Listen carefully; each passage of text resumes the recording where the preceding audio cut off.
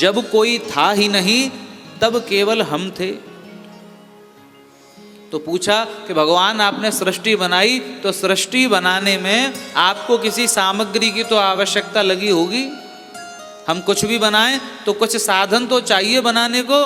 तो भगवान ने बताया कि निमित्त भी हम और उपादान भी हम, बनने वाले भी हम और बनाने वाले भी हम। जैसे कि स्वर्ण होता है, स्वर्ण को आप एक बार पिघलाइए, अब पिघलाने के बाद उस स्वर्ण से चाहे हार बनाएं, चाहे कुंडल बनाएं, चाहे चूड़ी बनाएं, उसको पिघला करके आप कोई भी आकृति दे सकते हैं। तो बोले स्वर्ण भी हम और आभूषण भी हम। जैसे मकड़ी जाला बनाती है तो जाला बनाने के लिए उसे कोई अलग से सामग्री की आवश्यकता नहीं है, वो स्वयं अपने भीतर से बनाती है। तो हरिदेव जगत जगदेव हरि, भगवान स्वयं ही सृष्टि उन्होंने बनाई और स्वयं ही सृष्टि बन भी गई। और माया है भी ऐसी, जो दिखता है वो होता नहीं है, जो होता है वो दिखता नहीं।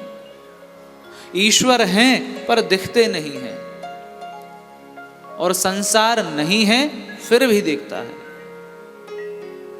अब इस बात को आप ऐसे जानिए, आप ईश्वर को समझ लीजिए कोई जादूगर की तरह। जादूगर जब कोई जादू दिखाता है तो कभी टोपी में से कबूतर निकाल देते हैं, कभी एक मनुष्य को काट देते हैं, अनेकों प्रकार की चीज़ें, अन्य चीज़ें निकाल के दिखाते हैं। तो देखने वाले को क्या लगता है, वाह क्या जादू कर दिया। पर हर जादूगर के पास में उसका एक जमूड़ा भी होता है।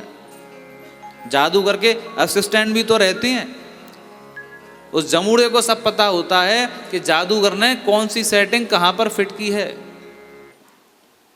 ये जो किसी मनुष्य को काट दिया है उसके पीछे भेद क्या है, टोपी में से जो कबूतर निकाला है वो कैसे, क्यों और कब निकला, ये सारी खबर जमूड़े को होती है।